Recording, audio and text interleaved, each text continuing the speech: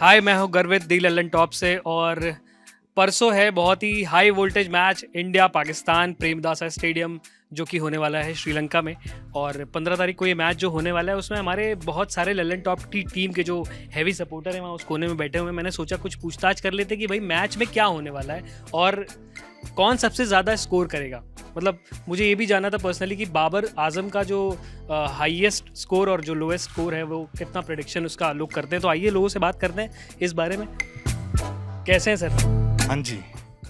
मैंने सुना है आप जो है अभी एक्चुअली क्या है ना, सर को मैंने बहुत रोक के रखा है, इनके घर जाने का टाइम हो चुका है, सुबह आ जाते हैं 6 बजे मेहनत करने के लिए। और मुझे अभी सूर्यकांत सर ने बोला था कि कुछ किस्से विस्से सुन लेना इनसे किस्से सुनने बाद में आएंगे। बट मैच का क्या लग रहा है आपको कि सबसे ज़्यादा पर्सनली कौन स्कोर बनाने वाला देखो है? अभी ना मैं देख रहा हूँ मैच बहुत ध्यान से कि कौन जीता है। हाँ इंडिया नामीबिया का है, रिकॉर्डिंग है। हाँ। वो इसलिए देख रहा हूँ क्योंकि आप लोग देखना लाइव मैच। अच्छा। मैं देखूंगा इंडिया हार जाएगी, तो मैं लाइव देखना नहीं है, मैं ऐसे रिकॉर्डिंग में देखूंगा। तो आप लोग देख के मुझे जब बता देना इंडिया जीत जाएगी तो मैं देख लूंगा। तो आप नहीं कल देखूंगा तो जीत जाएगी। कल वाला भी आप कुछ बता रहे थे ना कि आप मैच, ये एक्चुअली इनका कहना है कि ये जब भी इंडिया पाकिस्तान का कोई या इंडिया का कोई भी मैच देखते हैं अमिताभ बच्चन की तरह, तो जैसे अमिताभ बच्चन देखते हैं तो वो कहते हैं कि वो मैच हार जाती है इंडियन टीम, वैसे ही अमिताभ बच्चन हमारी जो टीम के हैं। हाँ, वो इंडिया नामीबिया का मैच चल रहा था। सूर्यकांत जिनकी ये बात कर रहे हैं उनका फोन आया कि बड़ा अच्छा मैच चला, आप देख क्यों नहीं रहे। मैंने कहा यार मैं देखूंगा, इंडिया हार जाएगी। तो जब 18 ओवर हो गए, 200 रन इंडिया ने बना लिए, मैंने कहा अब दो आखिरी का देखते हैं, 2 ओवर में तोड़-फोड़ करेगी इंडिया। बिल्कुल। और 18वें ओवर में जो जुलूस निकला है ना टीम इंडिया का भाई, मैंने कहा कि सही फैसला था। अगर मैं 10वें ओवर में देखने बैठ जाता, कहानी पलट चुकी होती। सो बेसिकली देखिए, मैं ना ये सवाल पूछ ही नहीं रहा हूँ कि इंडिया मैच जीतेगी या कौन मैच जीतेगा, क्योंकि मुझे सबको पता है इंडिया मैच जीत जाएगी, ठीक है। लेकिन फिर भी अगर कोई इस मैच का हीरो होगा अबे भाई, तो हम अपने हीरो से पूछ लेते हैं हम कौन होगा इस मैच का हीरो। भाई, कौन होगा इस मैच का hero? Who will be the man of the match? Hero जो है वो कल वाले मैच में खेला नहीं था, मुझे ऐसा लगता है। और मैं अभिषेक चाहता हूँ शर्मा की बात कर रहा है ये। हाँ, मैं चाहता हूँ कि अभिषेक ये शर्मा ही अभिषेक हीरो। पगलू हैं एक्चुअली। हाँ, मतलब कह सकते हैं आप। बहुत बड़े अभिषेक पगलू हैं। हाँ, मतलब जब वो लड़कियों की लाइन खत्म हो जाती तब ये पहले लड़के जो वहां पे खड़े होते हैं फैन में।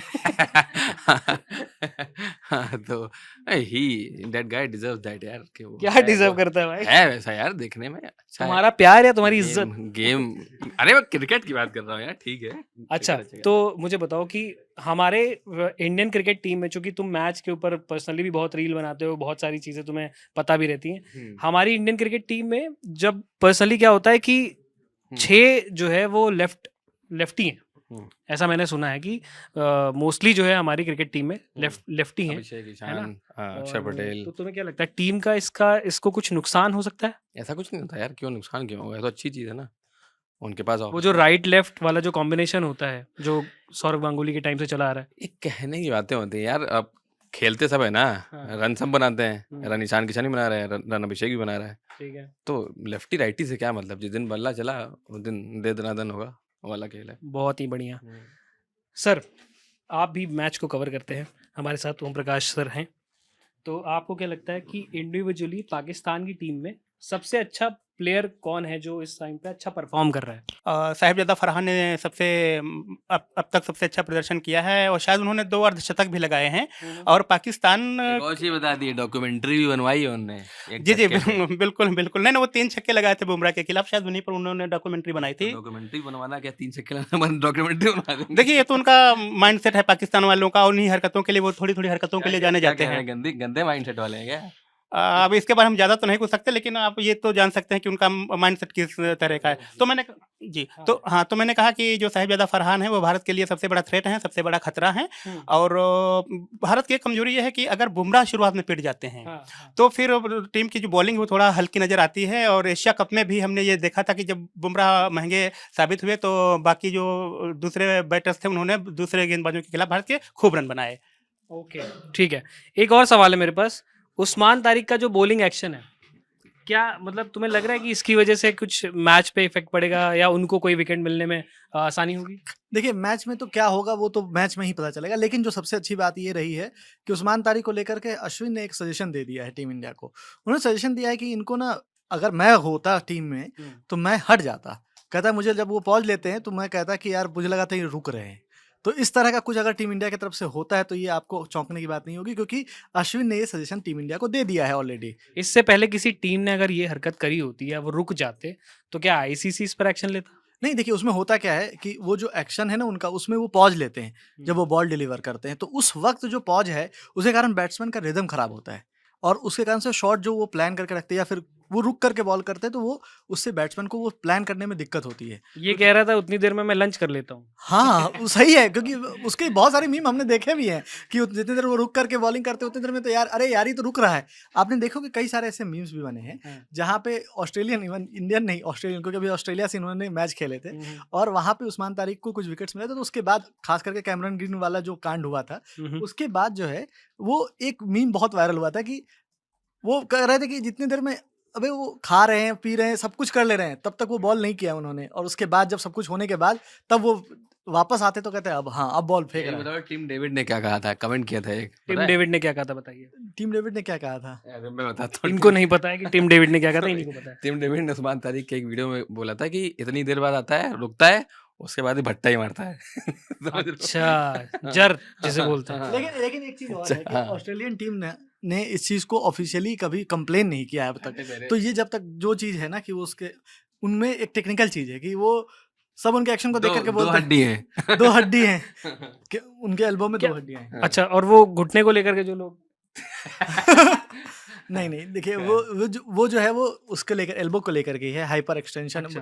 वो एक्चुअली हाइपर एक्सटेंशन तो बुमराह का है, ये उनको डबल जॉइंट है और जब डबल जॉइंटेड एल्बो जो होता है इसको उसके कारण से उनको थोड़ी सी मतलब वो हाथ को सीधा नहीं कर सकते, जैसा आपने मुथैया मुरलीधरन के साथ देखा होगा कि वो हाथ को सीधा करके बॉलिंग नहीं कर सकते, कुछ वैसा ही उनके साथ भी है। और Right. उन्होंने दिखाया भी है वीडियोस में कि मुझे टेस्ट भी 2 बार ऐसा हुआ है कि मेरा पाकिस्तान- सवाल ये है कि क्या ये हेल्प करेगा पाकिस्तान को विकेट मिलने में, देखिए जिस तरह क्योंकि से वो ऑफ स्पिन भी कर लेते हैं। ऑफ स्पिन ही रहे हैं, वेरिएशन है ना, तो- मिस्ट्री स्पिनर है। तो अब अपने पास चूंकि स्पिनर हैं और जो लेफ्टी हैं बैट्समैन, तो बेसिकली मुझे जानना है कि क्या उनको अपने चूंकि जो लेफ्ट हैंडर बैट्समैन है और उनकी जो ऑफ स्पिन है क्या उससे कुछ फायदा देखिए होने इसका थोड़ा सा हम ये देख सकते हैं कि देखिए दिल्ली की पिच और कोलंबो की पिच थोड़ी सी अलग है, लेकिन गेरार्ड एरास्मस के आगे जो है हमारे बैट्समैन थोड़े से स्ट्रगल करते दिखे थे। और एरास्मस नामीबिया के वो बॉलर हैं जिन्होंने मतलब 4 विकेट लिए हैं कल के मैच में, तो वो एक बहुत बड़ा सिग्नल था कि कुछ उस तरह से ही स्लाइड स्लिंग ऑन एक्शन से वो बॉलिंग कर रहे थे और उनको सफलता भी मिली है। लेकिन कोई जरूरी नहीं होता कि एक दिन आपके साथ ऐसा हुआ तो अगली बार भी ऐसा होगा। उस्मान तारिक इंपॉर्टेंट होने वाले हैं क्योंकि बहुत डिस्कशन है, तो प्रेशर भी उन पर होगा। कोई जरूरी नहीं होता आपकी कि तुम्हारे एंड से पाकिस्तान का बेस्ट प्लेयर कौन हो सकता है? नहीं एक और उससे पहले कोई जरूरी नहीं होता कि 4 विकेट इरास्मस ले ले या उस्मान तारिक ले ले और उसके बाद 209 रन ना बने और वो पाकिस्तान चेज भी कर ले। अच्छा, तो बड़ी बात ये भी है, उसको भी देखना होगा आपको। कितना प्रोजेक्टेड स्कोर है जो आपको लग रहा है कि हो सकता है इंडिया बना सकती है अगर उसकी पहली बैटिंग होती है तो? भाई कोलंबो में तो जिस तरह की पिच है 180 पाकिस्तान के लिए बहुत ज़्यादा हो जाएगा। 50-60 रन ज़्यादा बहुत आराम से हो जाएगा पाकिस्तान के लिए, अगर 180 भी इंडिया कर देती है कोलंबो की पिच पे तो। हालांकि जिस तरह से अभिषेक के फैन बता रहे टॉस हैं इंपॉर्टेंट होगा इस पे, पिच पे? मतलब बहुत ज़्यादा इंपॉर्टेंट नहीं होगा मेरे हिसाब से। मतलब टॉस इंपॉर्टेंट है, हर मैच में होता है, लेकिन ऐसा कोई है कि मतलब उससे बहुत फर्क पड़ जाएगा रिजल्ट में, तो वो मुझको नहीं दिख रहा। ठीक है, आपके एंड आपको क्या लगता है बेस्ट परफॉर्मेंस होगी वो किस प्लेयर की तरफ से आएगी? ये प्रेडिक्ट करना, सबसे अनप्रेडिक्टेबल टीम है पाकिस्तान। अच्छा, तो इंडिया की तरफ से तो बता ही सकते हो कितने सारे अच्छे प्लेयर हैं। इंडिया की तरफ से कोई एक 11 अच्छे प्लेयर है यार, कोई एक खेलेगा, हम जीत रहे हैं।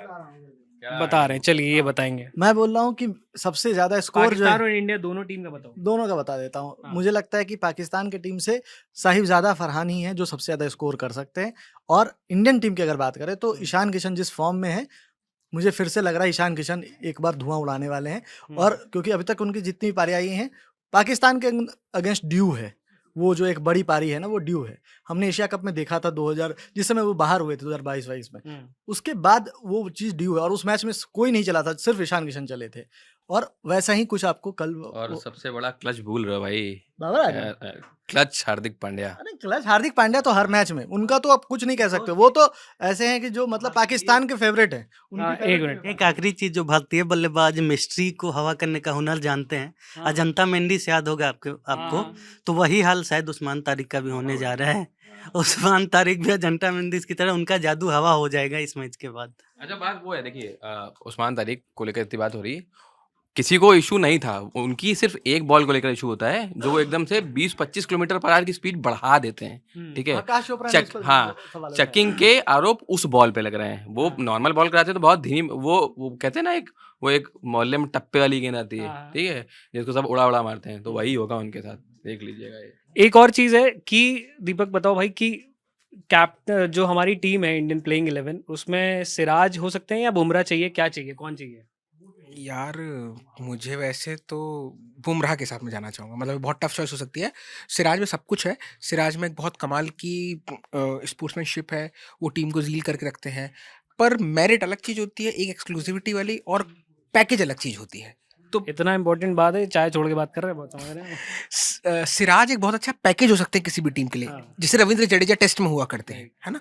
पर बुमराह के पास जो एक्सक्लूसिविटी है वो किसी के पास नहीं है, मतलब दूसरा बॉलर अभी पैदा होना हमें बाकी है। बुमराह चाहिए टीम में, Exactly. No doubt. अच्छा, जो बैटिंग का जो लाइनअप है वो मैं सही बोल रहा हूँ अगर आपको लग रहा है? अभिषेक शर्मा, उसके बाद ईशान किशन, ठीक हो गई है? हाँ, वो मतलब लगभग अब फिट तो हो ही गए थे, लेकिन तुम लोग वो समझ ही खेले नहीं नहीं। रहे हो, अभिषेक शर्मा को इंडियन अभिषेक पगलू से पूछते हैं ना भाई उसके हाल। इंडियन टीम वाले बता नहीं रहे हो, सिर्फ संडे को जब टॉस होगा ना, सूर्य कुमार पहले यादव मैच बताएंगे। शीट लेके आएंगे, तब तब लिस्ट आएगी। वो पाकिस्तान के लिए आउट ऑफ सिलेबस आने वाला है, अभी देखते रहो। आउट ऑफ Strategy सिलेबस, भाई। वैसे आउट ऑफ सिलेबस और कौन सा प्लेयर हो सकता है, और पाकिस्तान का कौन सा प्लेयर हमारे लिए आउट ऑफ सिलेबस हो सकता है? कोई नहीं। नहीं, सही बात कर दी मतलब भाई। हाँ, उसके स्पिनर्स में है। एक आप out of जब आप syllabus है। 1-on-1 खेलने जा रहे हैं तो आप उसकी एक बेसिक रिस्पेक्ट रखिए। हाँ, सही कह रहा है। एक आउट आउट ऑफ सिलेबस है बाबर कि आजम। बाबर आजम शायद 100 के स्ट्राइक रेट से ज्यादा से खेल लें, तो ये हमारे लिए आउट आउट ऑफ नहीं, सिलेबस नहीं, क्या कह रहे हैं, क्या कह रहे हैं लोग? नहीं, मतलब मैं पाकिस्तान पे इधर नहीं जाऊँ, पर यहाँ मुझे इन 3 लोगों से सबसे ज़्यादा उम्मीद है। उसमें एक है, अब देखिए ये मैं चाहता हूँ कि मैं गलत साबित हूँ, है ना। अभिषेक शर्मा या ईशान किशन पर इंशाअल्लाह। मुझे बहुत भरोसा है, पर वो सिर्फ एक शॉट दूर होते हैं अपने विकेट से हमेशा। जो भरोसा मुझे तिलक वर्मा नाम? हाँ। जो भरोसा मुझे तिलक वर्मा पर है कि विकेट नहीं देगा, संजू सैमसन पर है, जो भरोसा मुझे रिंकू पर है कुछ हद तक, है ना, वो भरोसा मेरा भी नहीं है अभिषेक पर। इस पर मुझे है कि अगर चल गया तो फिर 120, पर अगर नहीं चला तो हम 5/2, 5/3 की स्थिति में किसी भी मैच में हो सकते हैं, लेट अलोन पाकिस्तान। तो वो ट्रस्ट के लिए मैं अभी तिलक वर्मा पर बहुत भरोसा करना चाहता हूँ कि मेरे को हार्दिक पर आप कर सकते हैं कि अगर उसके हाथ में बैट है तो विकेट बचा के रखेगा। के लिए out of syllabus Varun Chakravarthy होने वाले हैं। पाकिस्तान के लिए out of syllabus Varun Chakravarthy होने वाले हैं। वरुण चक्रवर्ती की बात नहीं हुई अभी तक। आप याद कीजिए चैंपियंस ट्रॉफी का मैच कैसे बिल्कुल जबड़े से निकाल कर लाए थे वो, लिया था। आखिरी बॉल में जब आपका विकेट निकलता है पूरा।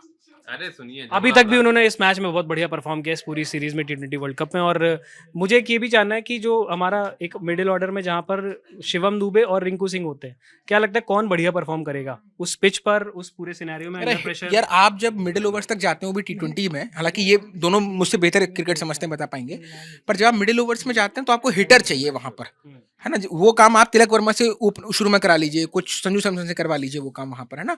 लेकिन जब आप नीचे जा रहे हैं तो आपको हिटर चाहिए, तो मैं रिंकू के साथ जाना चाहूंगा। मुझे लगता है शिवम दुबे, क्योंकि शिवम दुबे इसलिए क्योंकि ना पाकिस्तान जो स्ट्रेटजी के साथ अभी वर्ल्ड कप में आई है वो ये कि इस बार वो स्पिनर्स पे ज़्यादा भरोसा जता रहे हैं, और पिछले मैच में 16 ओवर उन्होंने स्पिनर से करवाए थे यूएसए के अगेंस्ट।